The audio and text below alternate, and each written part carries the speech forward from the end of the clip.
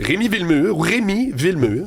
Comment ça va? Ça va très bien. Je vois pas la nuance. Mon espèce de... Il y a beaucoup de gens qui m'ont parlé du surnom que tu m'as donné, Rémi Millionnaire. Ouais. Ça motive. C'est vrai que ça motive. Une fois, je suis allé dans un magasin à Paris.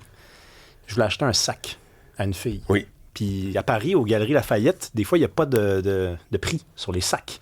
Et je vais donc dans un magasin, puis là, je ne reconnais pas la marque. Puis là, je commence à regarder le sac. Je me dis, c'est beau ça, mais tu sais, j'ai-tu les moyens? Ouais. Puis il y a une madame qui approche, une vendeuse. Puis elle me dit bonjour monsieur, je dis bonjour madame. Elle dit vous êtes intéressé? Je dis oui, mais je vous le dis tout de suite parce que depuis tantôt, je remarque qu'il y a des affaires ben chères, je suis pas rendu là dans la vie. Combien c'est? Et elle me répond pas par un prix. Elle me dit juste, vous savez monsieur, nous on est une boîte indépendante. Je dis oh mon Dieu, ça va être cher cette affaire-là. Je dis madame, je vous le dis, ça sert à rien. Elle me dit 1200 €. OK. Et là je lui dis, écoutez madame, donnez-moi, je sais pas, peut-être 10 ans pour venir l'acheter. Elle me dit, je vous donne 2 ans. Oh. Ça, c'est excellent, ça. C'est très fort. Ça, là, comme Rémi Millionnaire, oui. puis se faire dire ça par une madame qui vend des sacs à 1200 €, oui. ça motive le cul en maudit. Oui. Ouais. Donc, rendez-vous dans 2 ans. Hey, je viens de parler de Donald Trump. J'ai lu un texte ce matin, on tombera pas dans le piège de gens des médias qui parlent de gens des médias, mais ça représente, je pense, une mentalité qui est malheureusement présente au Québec. C'est peut-être le texte le plus déjanté que j'ai lu cette année. C'est Francis Veil dans la presse. Francis Veil qui est un chroniqueur que je trouve lucide, précis. D'habitude, il est très, très bon. C'est vrai. Là, il nous arrive avec un texte qui s'appelle « Je déteste Donald Trump ». C'est dans la presse. Et là, tu te dis, c'est clickbait, hein? Les médias ont besoin qu'on clique sur les articles. Quand on clique dessus, on se rend compte qu'il est très, très sérieux. Je vous lis juste quelques passages du texte. « Je n'aurais jamais pensé détester autant les Américains. Je m'interdis de traverser la frontière. » Ça, tu sais, petit aparté, les gens ont le droit de ne pas aller aux États-Unis puis d'explorer nos belles régions du Québec. J'ai pas vraiment de problème avec ça. Sauf que, écoute bien la suite. Je reprends depuis le début. Je m'interdis de traverser la frontière. J'évite encore d'acheter des produits américains autant que faire se peut. J'annule les parties d'échecs qui me sont proposées par chess.com quand l'adversaire est américain. C'est très, très sérieux, là, ce que je suis en train de vous lire. Lundi soir, j'ai commencé, dit-il, à visionner ce que j'appelle un film de gars avec hélicoptère, mitraillette, gros bras et tout. Une fois n'est pas coutume. Donc, évidemment, il s'excuse d'être un gars, là, ça, c'est très habituel. Or, j'ai tout abandonné après quelques minutes quand l'ex-chef militaire à l'écran vantait le système américain et sa démocratie pour défendre la patrie, plus capable du drapeau américain. Et là, un peu plus tard dans son texte, je m'arrête là, il dit qu'il déteste la moitié du peuple américain. Quand même, hein? Quand même! Hey. Moi, j'ai de la misère à détester 2 personnes en même temps dans ma vie. Détester 3, je sais pas, ils sont rendus combien, là? 400 millions? Ça fait 200 millions de personnes, ça. Hey, c'est du monde en maudit, ça. Je sais pas comment le monde fait pour dormir, en fait. Sérieusement, dis-moi, 2 personnes, c'est le max, là. À 3, je me dis, il faut que je consulte, ça m'est jamais arrivé. Détester autant de gens. T'es pas un haters de rien. Non, je suis haters des choses, d'idéologie, d'opinion, mais de gens. Sincèrement, je suis pas capable. Ça me rendrait malheureux. Ça demande beaucoup d'énergie. Ça me rendrait malheureux. Je parle de détester, là. Il y a des gens que j'aime pas, là. Détester, là. C'est pas loin de la haine, ça, là. Tu sais, cette réaction-là, je vous en parle parce qu'il y a beaucoup de gens qui, depuis le début de la semaine, se sont remis à détester les Américains. Et c'est très dommage. C'est très dommage parce que je vais répéter des banalités, là. Donald Trump, dans 2-3 ans, il n'est plus là. OK? Dans moins que ça, en fait.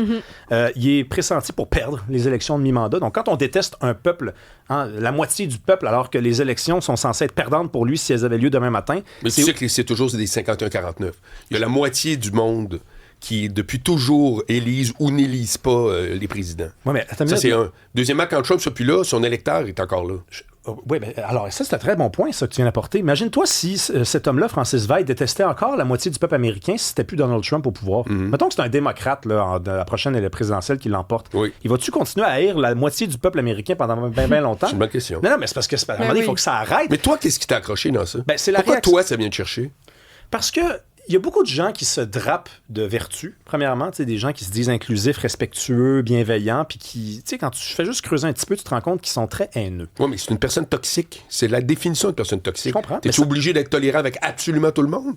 Non, mais ça incarne quand même un vrai mouvement. Il y a vraiment du monde qui pense, parce qu'ils sont d'un certain côté de la clôture, ils sont bien, et quand on leur donne une plume et du papier, on se rend compte qu'ils sont pas si amoureux que ça du monde. Ils sont pas si gentils que ça, ils sont pas si bienveillants que ça. Donc, il faut le dénoncer, ça, quand même. C'est ce que je viens faire.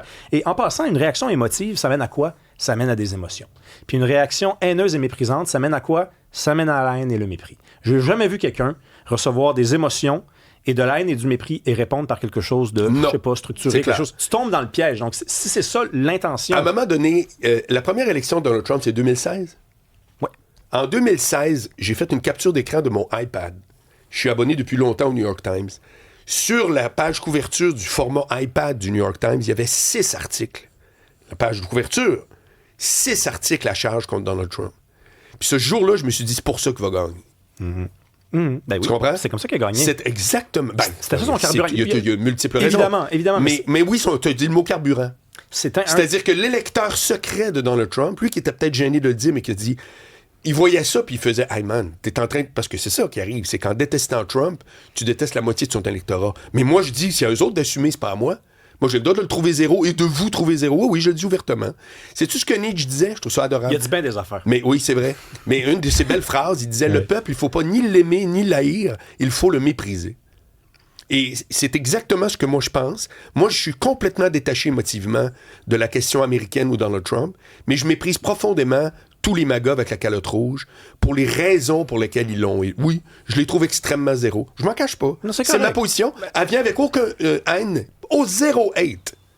Comme Nietzsche. Mais c'est du mépris. Ouais. Oui. OK. Ben, mépris dans le sens de l'indifférence. Non, du mépris. Je les méprise. Pour moi, c'est des sous-hommes. Mais tu méprises. Franchement, c'est fort. Là. C'est parce que le mépris puis la détestation, c'est vraiment comme le cousin de l'un ou de l'autre. Le mien est plus calme. Mais qu'est-ce que ça donne?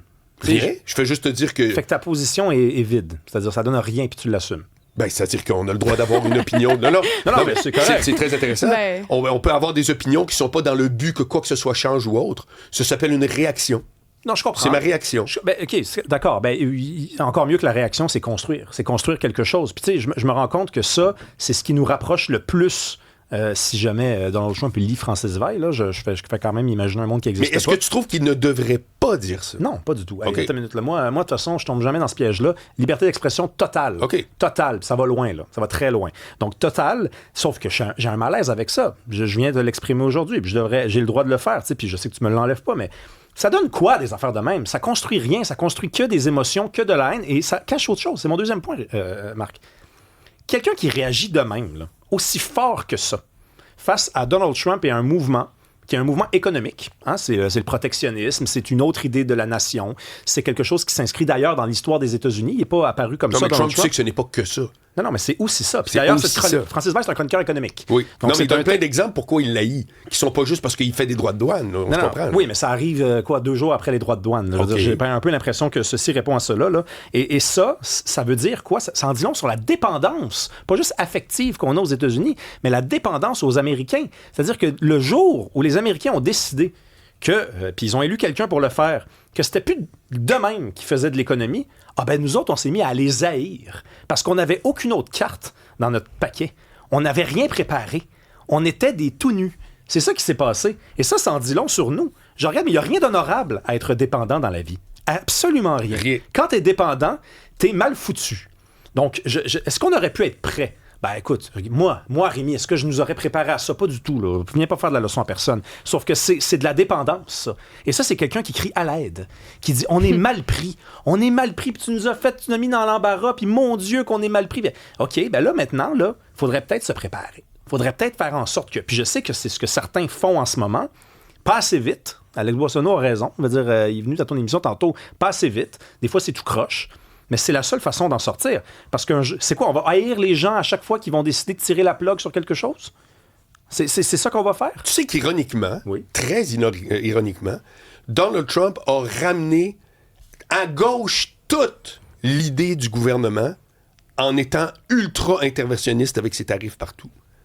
C'est extrêmement gauchiste l'idée de dire le gouvernement doit intervenir. Il a dit, moi, je casse la loi du marché et je m'impose comme État à l'économie de tous et chacun autour de moi. Mm-hmm. C'est fou. C'est un très bon point. Marc. Puis d'ailleurs, ça aurait été ça son grand héritage. Tu sais que c'est une révolution culturelle aussi, son affaire. Gauche-droite, là, on ne peut plus dire grand-chose. Non. Dire, le bonhomme est de droite parce qu'il est riche. Le bonhomme est de droite parce qu'il parle d'économie. Dire, c'est un modèle très gauchiste, là, de gauche en tout cas, pour le dire ainsi, que d'intervenir comme ça dans l'économie. Donc, il a foutu un gros coup de pied dans la ruche. Et je pense qu'il faut répondre par la raison. Et c'est complètement faux de penser que cet homme-là n'agit aucunement au nom de la raison. Mais non, je pense pas que personne dit ça. Alors, je l'ai entendu beaucoup. J'ai entendu dire que c'est un fou, j'ai entendu que c'est un malade. Couvert d'une impulsion, ça c'est la forme, c'est théâtral. Mais tu l'as pas entendu, toi? Non, pas vraiment. Je l'ai entendu beaucoup, moi. J'ai entendu beaucoup que cet homme-là, il y avait rien de raisonnable qui le guidait. Que c'est un imbécile, que c'est un fou, qui prend des décisions juste parce qu'il est émotionnel. C'est quelqu'un de toxique, ça, je le trouve, extrêmement toxique, mais je pense que c'est complètement... C'est réfléchi avec une logique implacable, des fois qui s'avère pas bonne, mais c'est un homme d'affaires. C'est un homme d'affaires que j'aime pas, que je trouve je le répète, qui est littéralement toxique, mais c'est un homme d'affaires qui a mis de l'avant des théories de négociation. J'ai toujours l'impression qu'il gère un dépanneur. Il gère un dépanneur qui est énorme, mais un dépanneur. C'est que t'as coup, il dit, je vais faire ça. Non, t'as pas le droit. Ah bon, je savais pas. Mais il y a beaucoup d'analystes qui disent que toutes ces décisions sont irrationnelles aussi. C'est ça que je te dis. Ça peut pas être irrationnel. Non, mais ça peut pas être irrationnel. Non, ce que je veux dire, c'est qu'il agit comme un homme d'affaires. Un homme d'affaires, ça veut pas dire que c'est un génie. Ça veut dire que c'est un gars qui est en égo, qui se dit quand je pèse sur tel bouton, habituellement, j'ai l'expérience qu'il y a telle réaction. C'est très de base. Mais c'est pas cave. Non, mais c'est de base. Ça nous déplaît. Ça fait pas notre affaire. Mais on n'est pas des Américains non plus. Non. Ça, c'est une autre affaire qu'on a oubliée. Ouais. C'est ça la dépendance affective. C'est qu'on pensait qu'on était leurs frères. On pensait qu'on était des leurs. Et là, on fait, ils nous font ce coup de... Mais on n'est pas des Américains. Non, du tout. On n'est pas des Américains. On est un partenaire et lui estime qu'il avait signé un mauvais deal. C'est lui qui l'avait négocié. Ouais. Fait que là, il y a de l'orgueil. Puis il revient à la charge. Bon, regarde. Il va falloir passer ce coup dur-là. Et moi, il écrit quand même dans sa chronique que c'est un piètre négociateur. Et quand même, là, tu sais, je veux dire, le niveau de leçon à donner à quelqu'un qui est quand même en train de négocier des trucs, des ententes de milliards, tout ça, puis qui font relativement l'affaire des Américains, dans la mesure où il n'y a pas eu de déclin complètement fracassant de l'économie américaine. La croissance de l'économie américaine est dans le vert. Piètre négociateur, dit-il. Bon, enfin bref. À suivre. À demain. Merci.